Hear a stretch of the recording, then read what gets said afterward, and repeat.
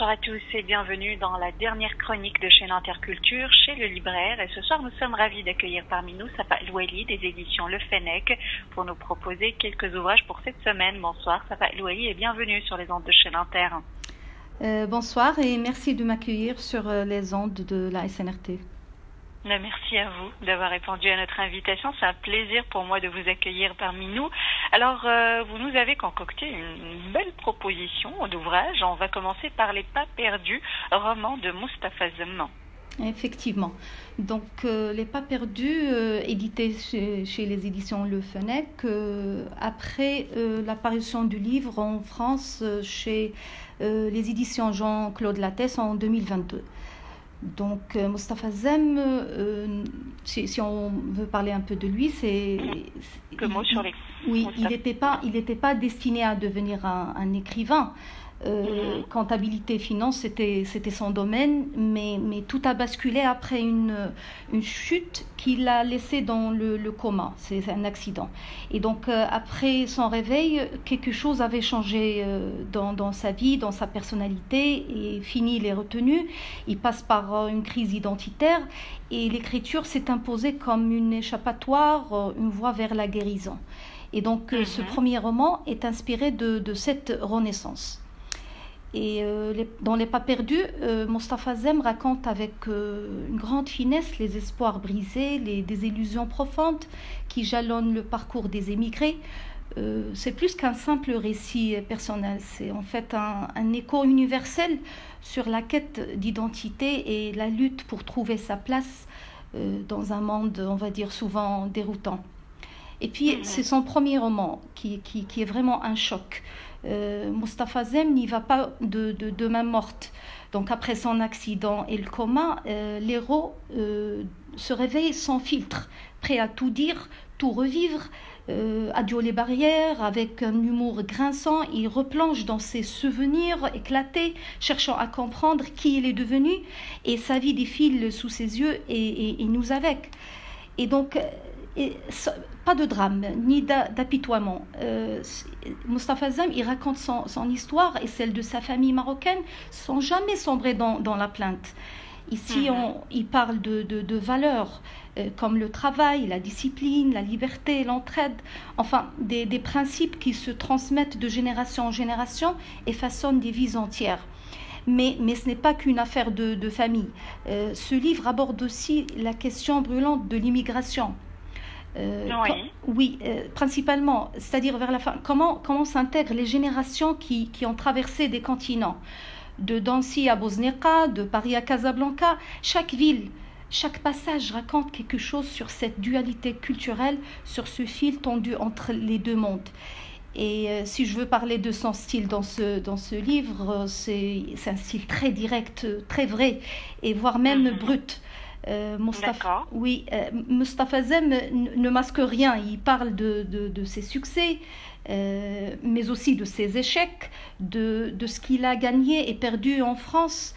Et ce récit poignant n'a pas laissé les gens indifférents depuis sa sortie. D'ailleurs, son frère Rochdi Zem, qui est réalisateur et acteur, s'est emparé de cette histoire fabuleuse. Et on a fait le film intitulé Les Miens. Et c'est un film qui a eu beaucoup de succès et Télérama a d'ailleurs salué ce film comme le meilleur œuvre de Rochdi Zem à ce jour. Très bien. Oui. Donc, les Pas perdus. Merci pour ce. Je voulais juste dire concernant ce livre qu'il a été publié aux éditions Le Fennec avec le concours de l'Institut français. Parfait. Donc Les Pas perdus, voilà, qui raconte des années 70 jusqu'à nos jours, de Drancy à Casablanca, où Moustapha Zem brosse une fresque familiale tendre et chatoyante, la révélation d'un écrivain. Merci en tout cas pour ce roman. Alors, on va passer à Mahi Bin Bin, le grand Mahi Bin Bin. J'adore ces romans. Vous nous avez choisi La nuit nous emportera. Exactement. Donc c'est son dernier roman qui vient de sortir ce mois même. Et il faut noter que les éditions Le Fennec ont édité ce roman simultanément avec les éditions Robert Laffont en France. Donc il sort le même mois. Donc Mahi Bin Bin qu'on ne présente plus, mais quand même c'est un écrivain marocain, peintre et sculpteur. Et ses œuvres sont souvent centrées sur des thèmes sociaux et politiques, explorent les fractures de la société marocaine, la condition humaine ainsi que la mémoire collective. Et parmi ces romans, je tiens à parler spécialement du plus célèbre brièvement, Les Étoiles de Sidi Moumen, qui a été adapté au cinéma sous le titre Les Chevaux de Dieu. Par Nabil Ayouch, oui. Exactement. Et les éditions Le Fennec ont aussi édité la version arabe qui a eu le prix de Mamounia en 2010 et la version audio qui a obtenu dernièrement le prix public du livre audio francophone. Donc, je ferme la parenthèse et je reviens au dernier roman qui est La Nuit. La Nuit nous emportera. Qui se passe... Oui, donc qui se passe dans les ruelles sombres et étroites de Marrakech, où se dessine une épopée familiale très très intime. Donc, au cours de ce récit poignant, 3 destins se croisent. Un petit garçon rêveur et fragile. Une mère infatigable et un frère aîné, autrefois officier admiré, désormais banni. À travers les yeux de plus jeunes, on entre dans un monde mêlant tendresse et douleur, où la mère, pilier inébranlable, porte le poids du quotidien et lutte pour maintenir l'équilibre d'une famille brisée par les épreuves. Abel, le grand frère, pourrait tout changer, mais il est exilé après avoir pris part à une tentative malheureuse de coup d'État qui bouleverse leur foyer. Ces visites, bien trop rares, illuminent brièvement la maison avant que la tempête du destin ne vienne tout emporter. Et la mère, seule, depuis le départ du père, tient bon. Guidée par les valeurs du travail et d'amour inconditionnel, faisant face à chaque épreuve avec une résilience hors du commun. Mahi Bin à la plume, comme d'habitude, très lumineuse et poignante. Il livre... Alors, on dit que ce roman a un côté aussi autobiographique qui rend hommage à sa propre mère. Est-ce que c'est vrai? Exactement. Bon, pour moi, c'est la suite de puzzle. C'est-à-dire, il faut lire Le Fou du Roi en premier. Oui. Et ensuite lire... C'est un peu 2 faces de la même médaille pour moi. Mais bon. D'accord. C'est complémentaire. Oui, oui, exactement. Donc, c'est un livre... c'est un récit où la survie et la fraternité et l'amour transcendent les drames de cette famille. C'est une fresque humaine vibrante, empreinte de chaleur et de philosophie qui explore la force des liens familiaux face à l'adversité. Entre petites tricheries, douleurs muettes et rêves d'un ailleurs. Cette histoire est avant tout celle de l'amour indéfectible d'une mère prête à tout pour ses enfants. Moi, personnellement, je dédie ce livre à toutes les mères marocaines. Oui, les mères battantes et courageuses. Exactement. Et oui, La Nuit nous emportera, le titre du dernier roman de Mahi Bin, coédité par Robert Laffont et Le Fennec. Merci. Alors, on va passer au 3e ouvrage, Je ne partirai pas, roman graphique de Mohamed Sabana. Exactement. Donc, oui. Tu ne partiras pas. Mon histoire est celle de la Palestine. Le titre est un peu long, mais bon, c'est un sous-titre. D'accord, très bien. Puis c'est un roman graphique de Mohamed Sabana, traduit de l'arabe par Marianne Babu. Et Sabana, il est né à Jenin et c'est un dessinateur et caricaturiste palestinien de renommée internationale. Et c'est un ancien prisonnier politique en Israël et ce roman graphique est structuré autour de son expérience carcérale. Voilà. Donc, un oiseau se pose à la fenêtre d'une cellule et propose aux détenus le pacte suivant. Toi, tu fournis les crayons et moi, je fournis les histoires. Chaque jour, armé de son crayon et de feuilles dérobées à l'enquêteur, le prisonnier dessine ses histoires. Celle de ce jeune couple qui n'arrive pas à franchir les checkpoints pour rejoindre à temps la maternité de Jérusalem-Est, celle d'un père et d'une fille séparés par la prison et qui se connaissent uniquement en photo, celle d'une mère qui attend son fils sorti le matin pour aller à l'école et qui n'est jamais revenu. Au fil des pages, les récits rapportés par l'oiseau illustrent combien la prison est plus vaste qu'un simple bâtiment, Combien elle va au-delà d'une cellule, s'étendant aux villes et villages.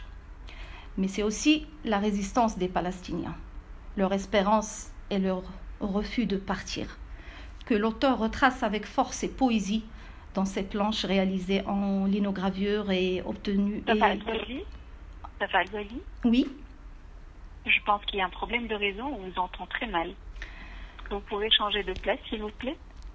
D'accord, je vais essayer. Là, c'est parfait. C'est mieux maintenant? Et alors, oui, alors vous disiez, alors, du roman Je ne partirai pas, mon histoire est celle de la Palestine. Oui. D'accord.